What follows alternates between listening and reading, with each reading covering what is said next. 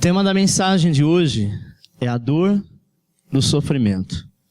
Colossenses, capítulo 2, versículo 5.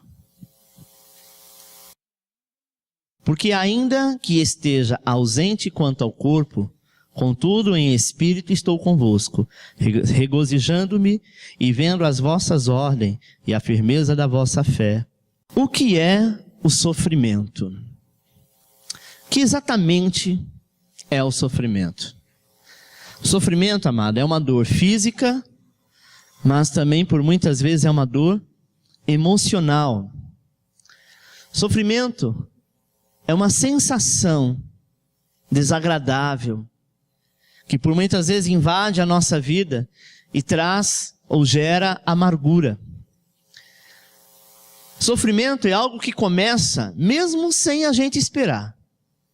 Existem aqueles sofrimentos que ao longo da vida você vai esperando que mais cedo ou mais tarde aquilo vai acontecer.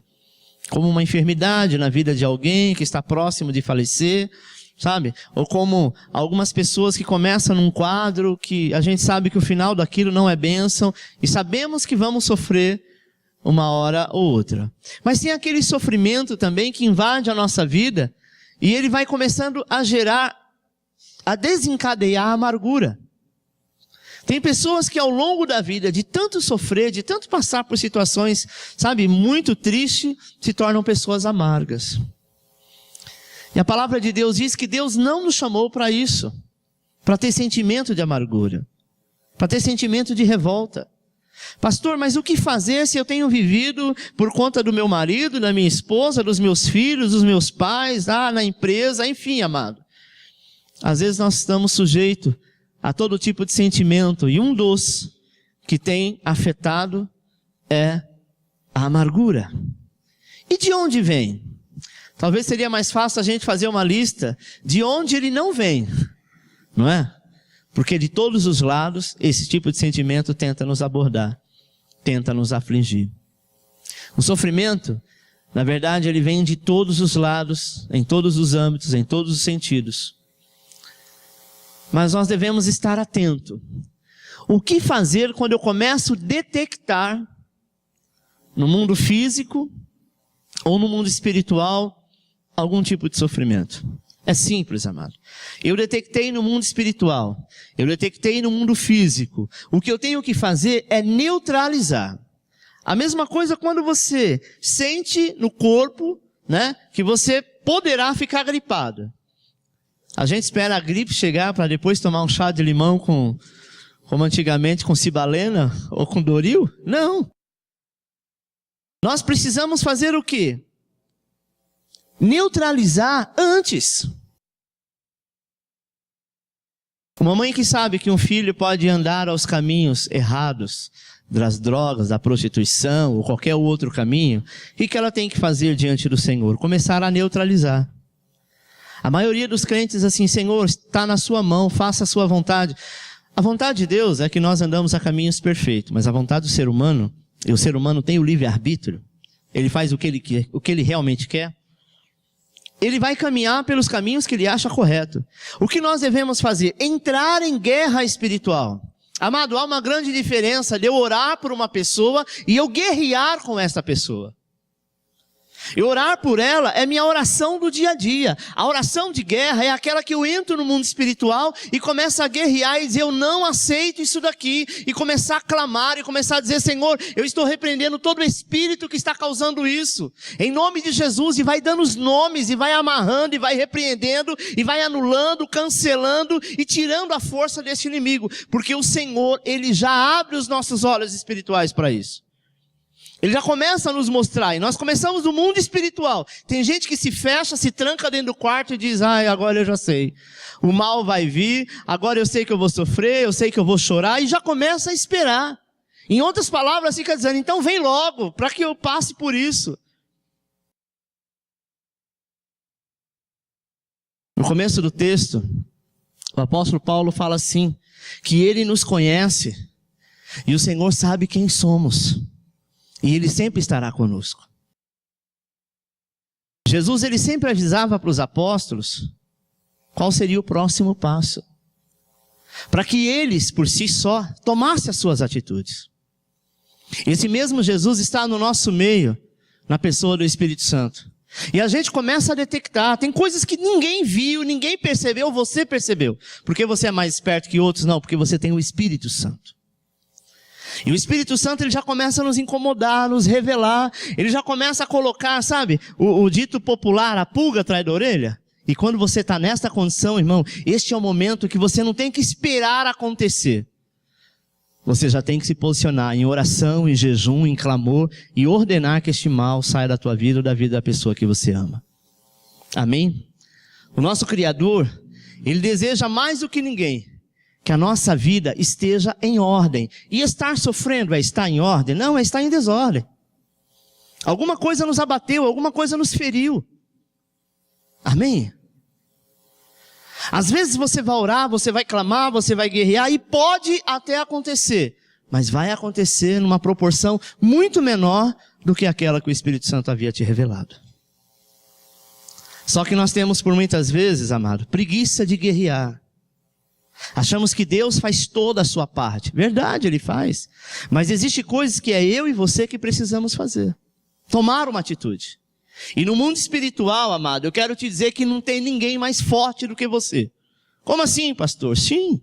Quando você clamar com fé e com autoridade, não tem ninguém no mundo mais forte do que você, porque o Todo-Poderoso fica do teu lado. Amém? Sofrimento, por muitas vezes, ele traz em nossas vidas perdas, tristeza, ira, conflitos, doenças, improdutividade e, na maioria das vezes, aborrecimento. Não é verdade?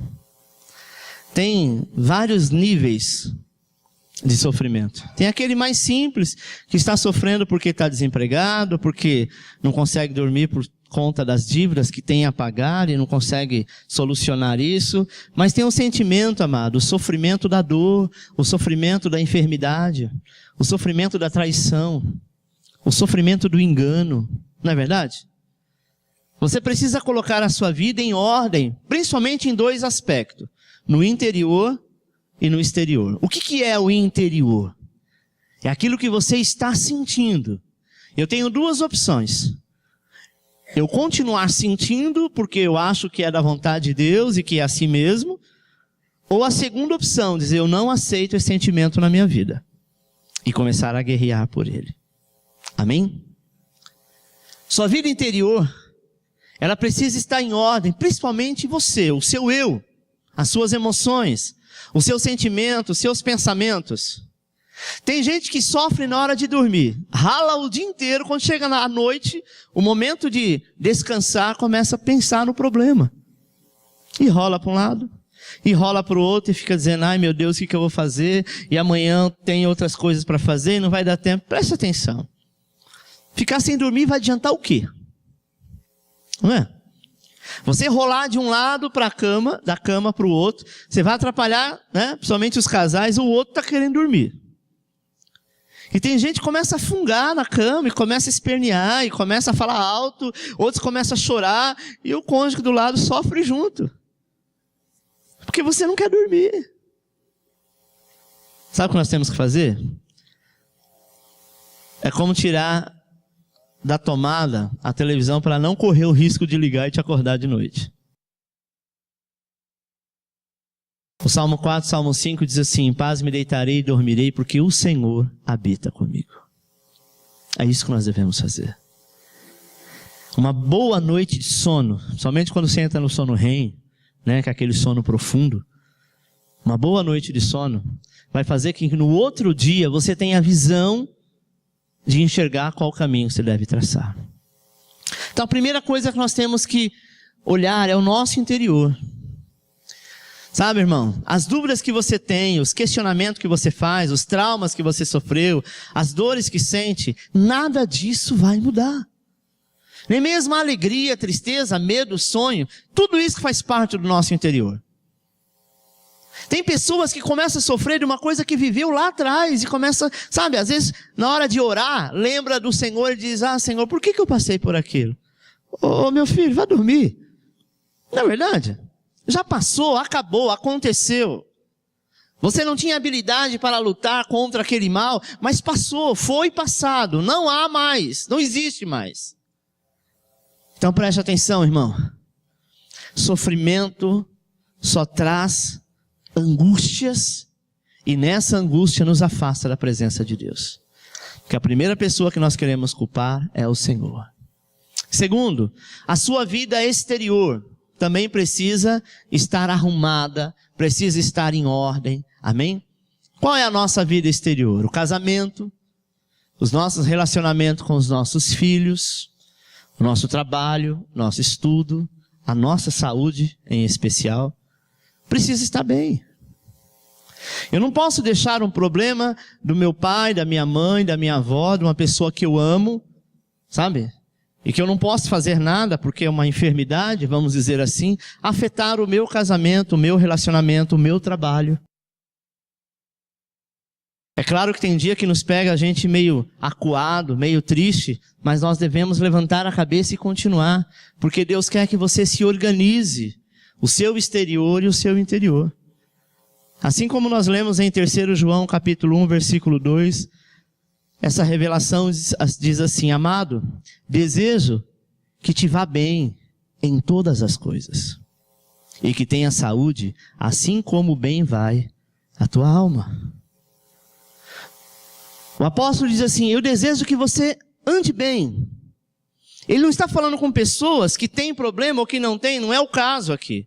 Porque ele sabia que todas as pessoas carregam problemas e que são munidas de vários sentimentos e até mesmo de sofrimento. Mas ele diz: importante que você esteja bem, assim como a tua alma deve estar. Amém, irmão? Porque aquele mal que está te trazendo sofrimento, amanhã ele não existe mais. E você deixou de alcançar algumas coisas hoje por parar a tua vida, por parar o teu pensamento, por parar o teu raciocínio, por parar o teu trabalho, o teu relacionamento, as bênçãos que você poderia usufruir, simplesmente porque você está encucado com aquilo e aquilo não sai da tua cabeça. Não sai porque você não quer deixar. Amém? E a questão mais importante é que nós podemos limpar essa bagunça toda. Bagunça guiada pelo sofrimento. No Salmo 10, versículo 14, nós lemos que todo sofrimento é visto por Deus e enxergado por Ele. Eu gostaria que vocês lessem bem alto. Tu ouviste...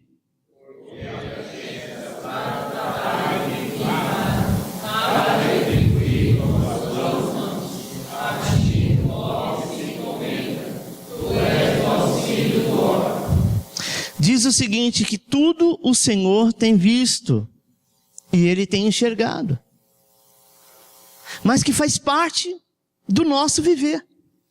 Seria muito bom se ao caminhar da nossa vida, nós fôssemos andando por um caminho e o Senhor fosse na frente tirando todo o mal, toda doença, toda enfermidade, todo assalto, não é? Muitas pessoas iriam reclamar dizendo que a vida era um tédio, porque nada diferente iria acontecer. Não iria lutar para nada, não iria suar para nada. Não iria ter emoções, porque não tem emoções. Mas o Senhor vê todas as coisas. E quando o Senhor se alegra, é quando você vê realmente tudo desmoronando, como aconteceu com Neemias. E ele disse: eu vou lá e vou restaurar. E em 51 dias ele restaura os muros de Jerusalém. Não importa o tempo, amado. Neemias podia ficar lá chorando, como a palavra do domingo passado. Davi poderia ficar se lamentando e chorando por conta dele ir para a guerra, né? Porque o Senhor ordenou, e quando ele voltou, as suas esposas tinham sido sequestradas juntamente com os teus filhos, e a cidade eles tinham tacado fogo. Ele poderia ficar lá se lamentando, dizendo: olha, não vou mais fazer mais nada, acabou, chegou, esse foi o meu fim. Não, ele se levanta e diz: Senhor, eu tenho que ir atrás. O Senhor disse: vai, e você vai encontrá-los. E assim foi. Amém?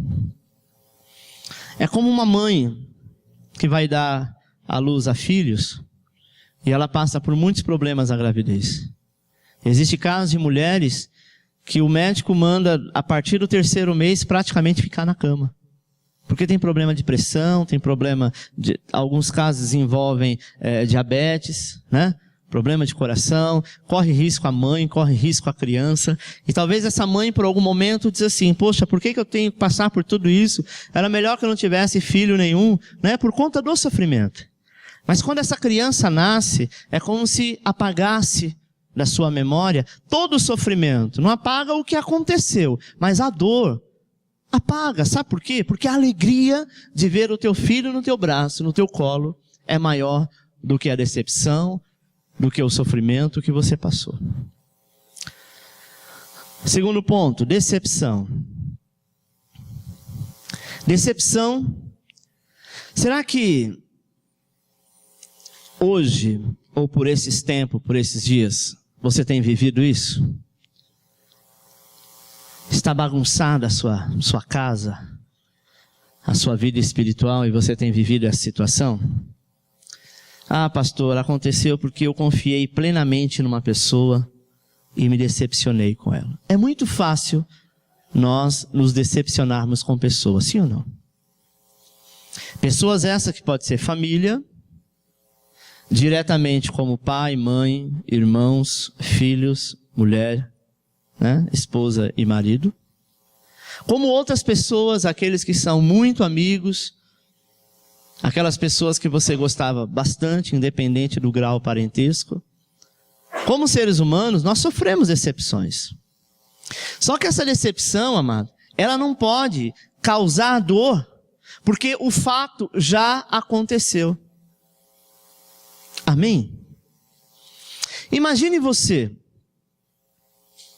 Sansão, quando ele confiou na mulher que ele realmente se apaixonou, ele quebrou uma regra do Senhor e contou para ela qual era o segredo, qual era a sua aliança.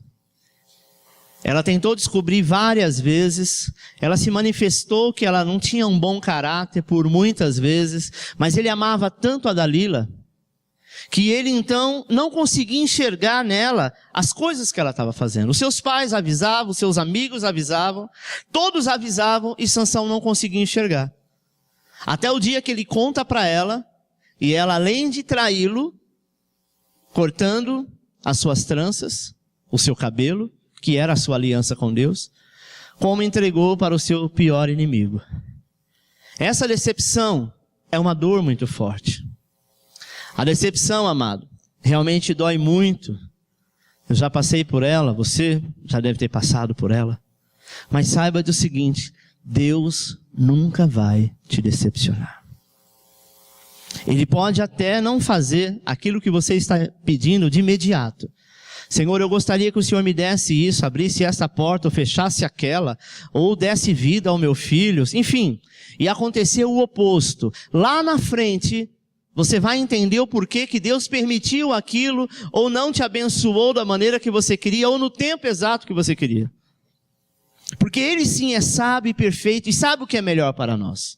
Mesmo que a princípio você fique decepcionado, mas saiba que essa decepção, ela não vai perdurar uma vida inteira, porque Deus nunca decepcionou a ninguém. Amém, irmãos?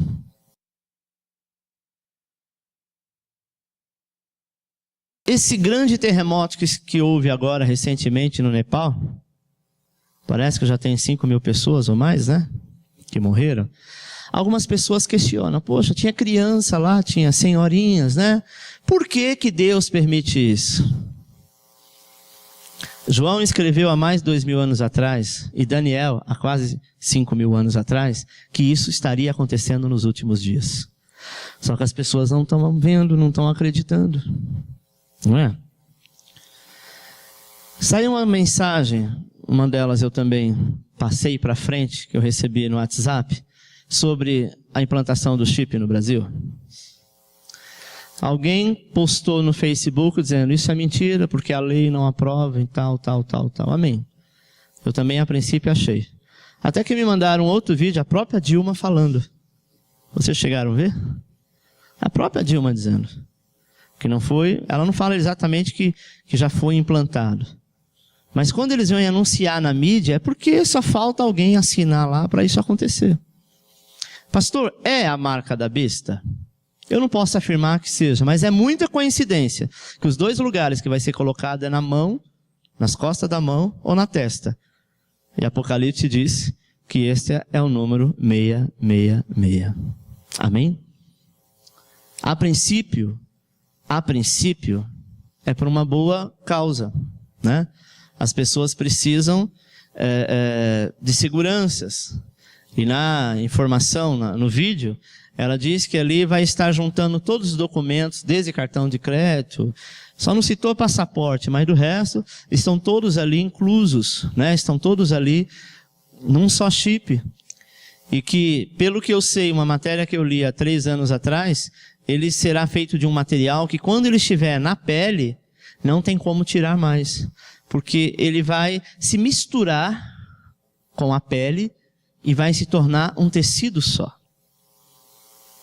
Ou seja, se a pessoa tentar pegar ele a princípio do tamanho de um grão de arroz e tentar tirar ou cortar em volta e arrancar, não sai. Então nós estamos caminhando, amado, para o final. Vários vulcões já estão se manifestando. Recentemente, acho que domingo passou, não sei se foi na Globo ou foi no Fantástico lá da Record, né? Não sei se o da Globo ou da Record, porque os dois acho que é Fantástico no seu nome. Estava falando desses grandes vulcões que estão acordando do nada. E às vezes nós começamos a questionar, dizendo, nossa, decepcionados com Deus, dizendo por que está acontecendo? Porque Ele disse que nos últimos dias isso iria acontecer. E pode acontecer comigo, com você, na nossa casa, no nosso bairro, em qualquer lugar. Sabe, irmão? Não vamos achar que nós estamos livres de tudo, não. Porque se estourar um vulcão aqui em cima e a gente acabar sendo morto pelo vulcão, nós estamos salvos. Fique em paz. Quem tem que se preocupar são aqueles que não têm salvação, que não estão em Cristo.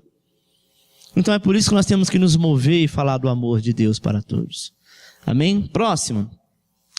Confie na soberania de Deus sobre a vida. Isaías 40:10 diz assim: eis que o Senhor Deus virá com poder, e seu braço dominará por ele. E eis que o seu galardão está com ele, o seu salário diante da sua face. Como pastor, apacentará o seu rebanho, e entre os seus braços recolherá os cordeirinhos, e os levará no seu regaço. Aos que amamentam, guiará suavemente. Amado, de todas as coisas que está no controle do mundo, que está acontecendo no mundo, Deus sabe o que está acontecendo. Não é à toa. Todas as coisas que estão surgindo na nossa vida, fatos novos, ou fatos que eram antigos e vêm se revelar agora, coisas que tentam nos deixar para baixo, nos deixar chateado, Deus está no controle. Olha o que diz Efésios 3:20. Ele é capaz de fazer infinitamente mais do que tudo o que pedimos ou pensamos, de acordo com o seu poder que atua em nós.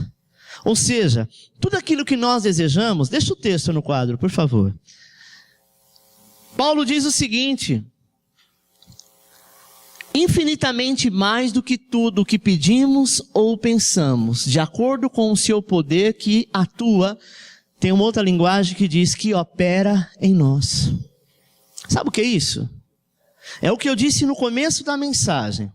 Se eu estou vivendo, ou eu detectei lá na frente uma situação que vai me trazer tristeza, rancor, angústia, mágoa ou sofrimento, este poder que Paulo fala, que é o poder do Espírito Santo, que atua e que opera em nós, nós temos o poder de neutralizar antes do fato acontecer. Amém? Não adianta nós ficarmos esperando, achando que tudo vai vir por acaso. Eu vi uma matéria hoje, eu não sei se vocês viram, passou bastante tempo na televisão, num caminhão de refrigerante, que fez uma curva e saiu parecendo um tsunami, jogando um monte de refrigerante, e tinha um rapaz na calçada, e ele sai correndo com toda a velocidade, e ele enxergou uma fresta no muro, e ele foi, encostou, não caiu um refrigerante nele, mas era impossível não acertá-lo. Ele tinha duas opções. Quando vê aquilo, e a maioria das pessoas ficam atônitas quando vê uma situação, paralisa, ele seria bombardeado de Coca-Cola. Não é? Literalmente ia dizer que a Coca matou ele. Mas ele não, ele olhou para aquilo, viu aquele tsunami vindo e ele enxergou, eu vou correr. Não sei se vou escapar ou não, e correu. Eu achei muito interessante, amado. Depois ele sai assim meio assustado, dizendo, nossa, olha o que realmente eu precisei fazer. Isso prova que nós não devemos ficar parado, olhando e dizendo, não adianta eu fazer nada porque o mal já aconteceu mesmo. Não, nós temos que nos posicionar, porque o poder que opera em nós não pode ficar desativado. Amém? Então, amado, é tempo de fazer planos, é tempo de arrumar toda essa bagunça gerada pelo sofrimento. Irá você confiar na soberania de Deus? Eu confio.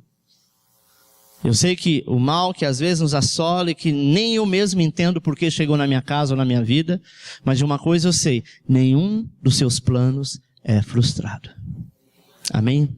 Esperar a justiça de Deus, crer nos milagres de Jesus, ter uma perspectiva eterna de vida, ou de vida eterna, é o que nós devemos confiar. Esse é o tempo de você tomar essa decisão. De arrumar hoje essa bagunça, é detectar o que está por vir, porque o Senhor não te deixará enganado. É detectar o que está rodeando a sua casa, as tuas finanças, sabe, a tua família, e já começar a dizer, Senhor, eu não aceito isso, e começar a partir para a guerra. Arrume hoje toda essa bagunça que o sofrimento gerou na tua vida. Amém? E aí então não vão arrancar o teu coração e ficar sentindo dia a dia aquele coração apertado, chateado, triste. É tempo de você dar uma reviravolta. Deus quer te abençoar nessa jornada. Curva a sua cabeça, eu quero orar por você.